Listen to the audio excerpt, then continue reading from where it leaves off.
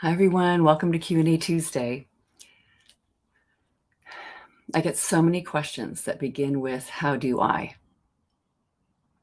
Not just from, eating compulsions or other compulsions or all those frenzied kind of whatever we're calling self-sabotaging behaviors, kind of ways that we're thinking or looking at life.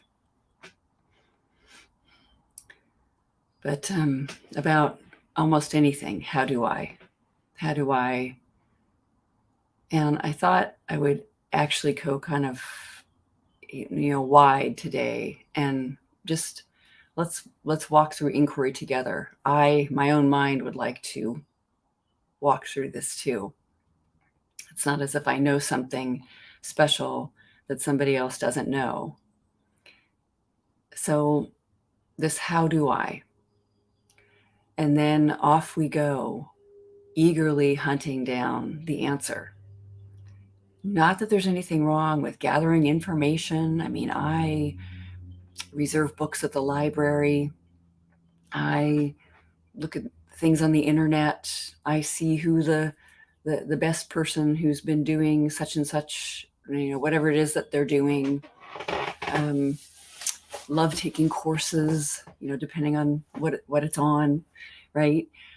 So the thing is, though, you can tell the difference between a joy of finding out new information, like making a discovery, hearing an amazing story, finding out about something inspirational, or being just passionate about learning a skill and going deeper and deeper and deeper into it. And something different about that. And when we're asking these questions, how do I stop being compulsive? How do I stop my behavior? How do I stop gaining weight?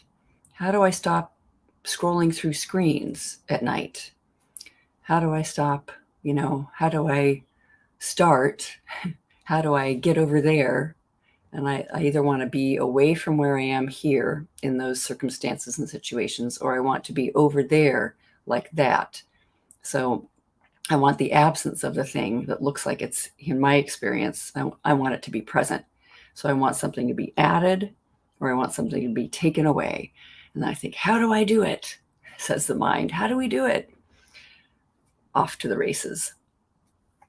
So there's something about, just to consider this question, how do I?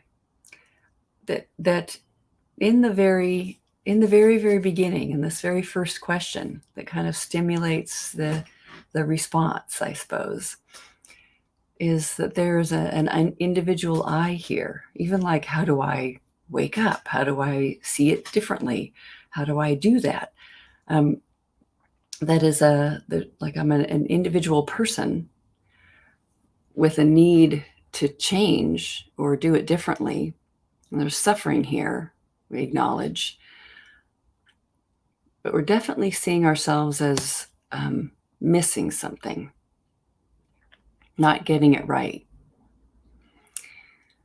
Recently in the Eating Peace Basics course that runs for 8 weeks, we're halfway through, and we're looking at the idea of just perfection, just the beautiful way that the mind can see a vision of what's wanted.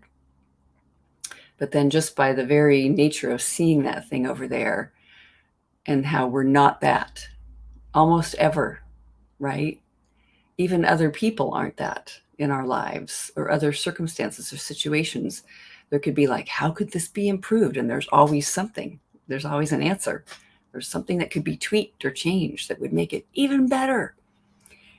And just noticing that journey, that endless interest in the greater perfection. Now, feeling the attitude. So in the very original question, how do I? What if we didn't assume I don't know? I know that might seem strange, because it might look like I'm suffering, and it looks like I don't know. and it looks like something's wrong here. And I can tell you different times in my life, it really looked like it was wrong. When I was binge eating, bulimic, undergoing that, having episodes, I would, how would I not be thinking there's something off here? Of course I would. But I was assuming I didn't have any answers in me, like that. Almost like assuming I was born without those answers. Something happened, or something happened along the way and completely deleted them. But like definitely assuming that there's something that can't right itself, the way like a little sailboat sailing across the ocean might tip way over and tip way over. Even if it capsizes for a while, like it could get it up and you shake it off and it can get rolling again, that it just rights itself. It wants to right itself. That means that kind of rightness, not like the opposite of wrong. But that there's something that's kind of just in balance, that's clicking in, that's there, that is present and never was gone. And how do I don't know, I like looking at that question and saying there has to be an I here. I immediately, by asking the question, maybe even prior to it, am believing there's this me, an individual person with experience, and then the rest of life or the rest of the world.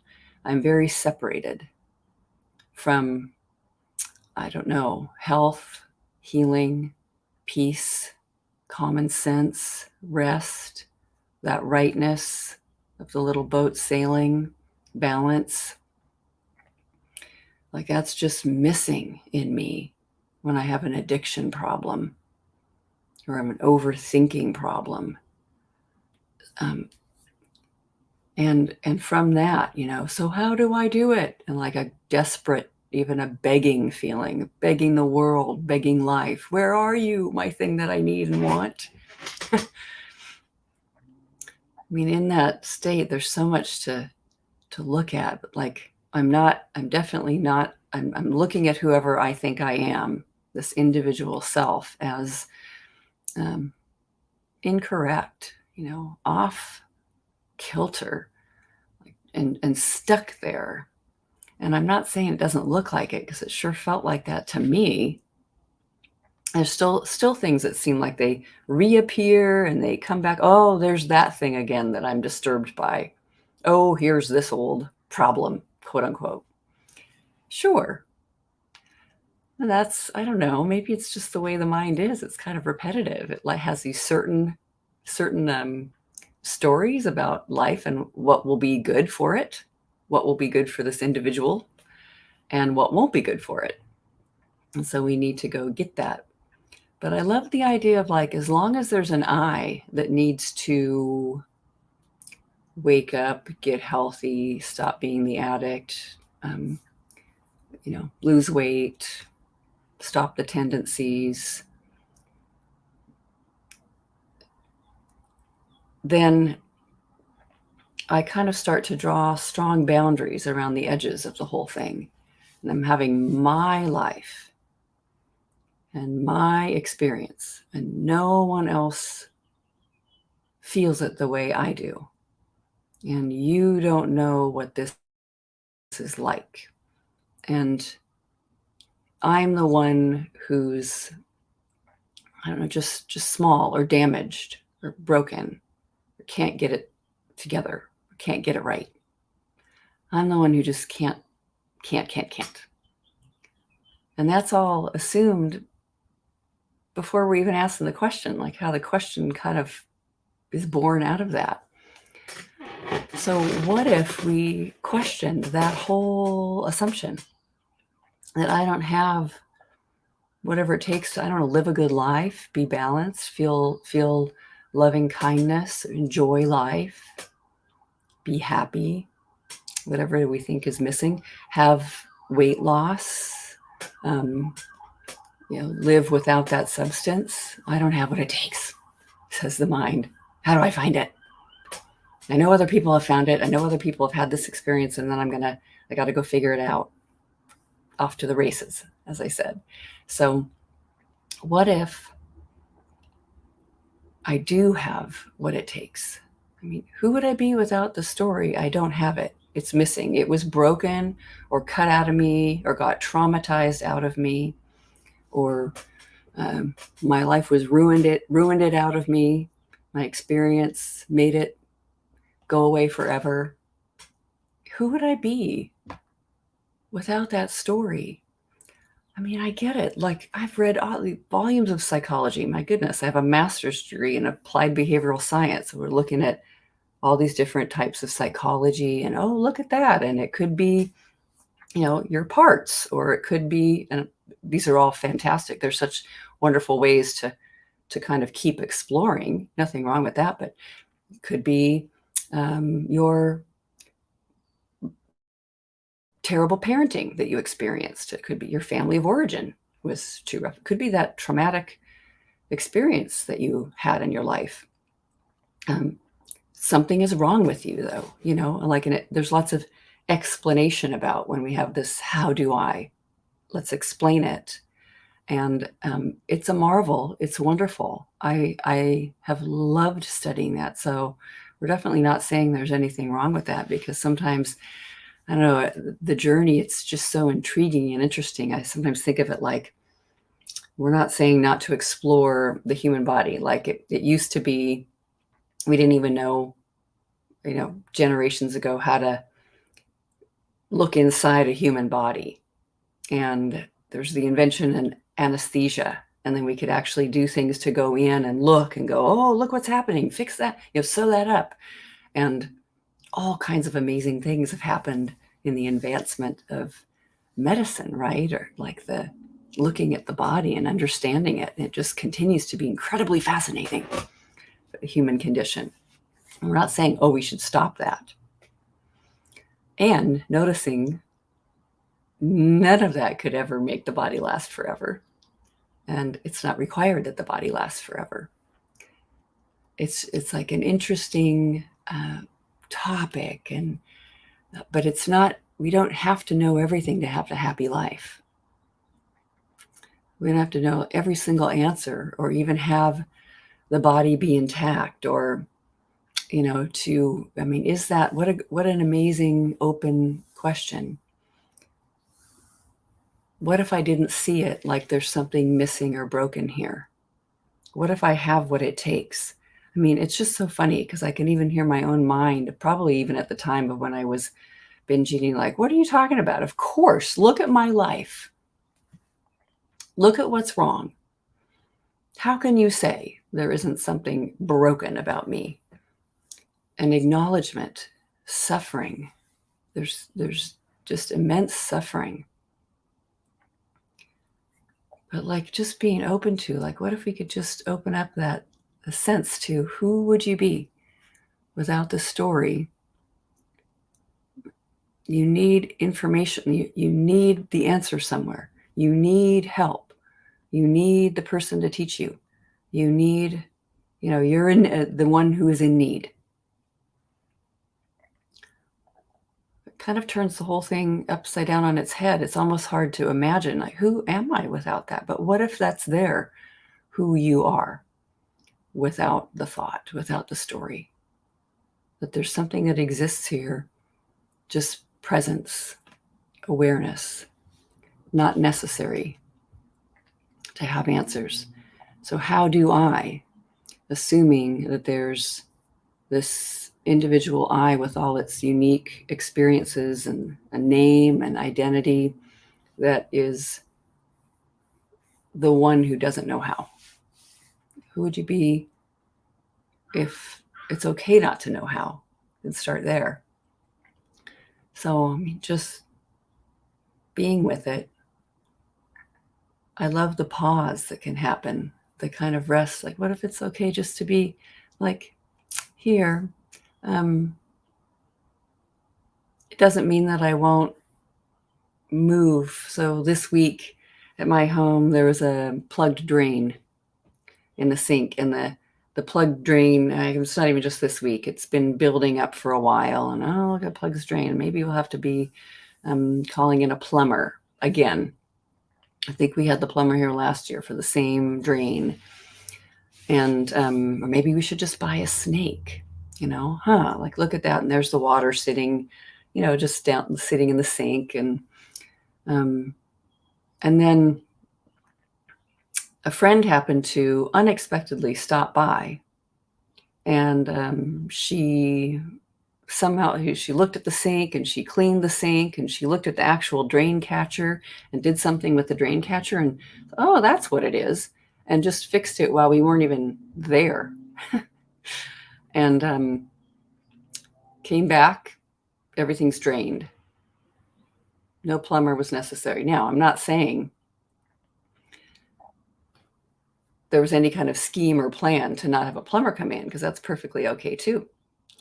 And the whole time while that whole thing's underway, could we say there's a problem, a unique problem that we're having, that sure, something is inviting attention over there and there'll be action taken or not. So we just hadn't taken any action. And of course, at some point there would be, because, you want your sink water to be drained so that you can wash dishes and all that kind of thing in the kitchen.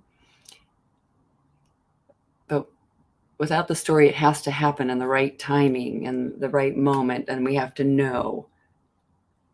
Who knows what can show up? And if dialing a phone number of a plumber is necessary, that will happen. And trusting. No thought. I don't know if this is a very good example, this one about the plumbed sink, but it's not personal. It doesn't mean something terrible about me. And sure, I could just see what my attitude is about plugged sinks. That's what this is really about. What am I bringing to this? There can be entertainment and humor and joy, and just that these things happen in life and it's underway. And it doesn't mean anything personal, just like an addiction doesn't either. Having an addiction is not personal. You are not the traumatized, broken, messed up, horrible person. You're a human being doing what tons of humans do. Maybe that's just a mechanism in the human experience for managing stress and difficulty and being with the way we're thinking. So who would I be without my story? How do I? What if health and healing is underway, whether I'm thinking about it or not?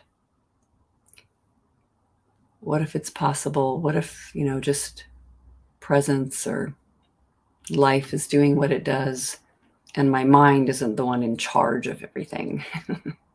In fact, often thinking that the mind is what starts to bring a lot of pain and sorrow. So maybe I don't need to know how. What a funny turnaround to come around today in this Q&A. So how do I? What if I don't need to know how? What if knowing how is bubbling up from underneath? I like going down underneath, because a feeling of energy coming up from under, down below, instead of up here in the head, or, please deliver it to me.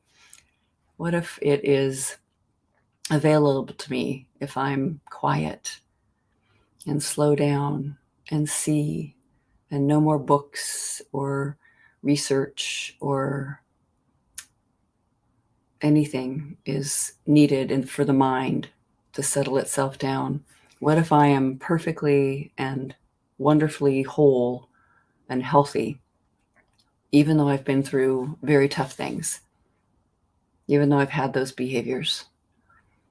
What if I'm just a very, very alive, we can certainly say that, just living, breathing organism that's full of health? I really like this. I'll say this from time to time. If you scratch your arm, the body immediately goes to work to fix it. We have nothing to do with it. I mean, it's just happening. It's just immediately getting taken care of. Maybe that's happening also with our compulsion, our minds, our, addiction, whatever it is that says I'm missing something. It's just here, like a fountain, supporting. Just feel. I like the idea of feel who you are without the story. There's something broken or missing in me. There's something whole and complete. So the how do I becomes irrelevant. I don't need to know how. That is a question from the mind.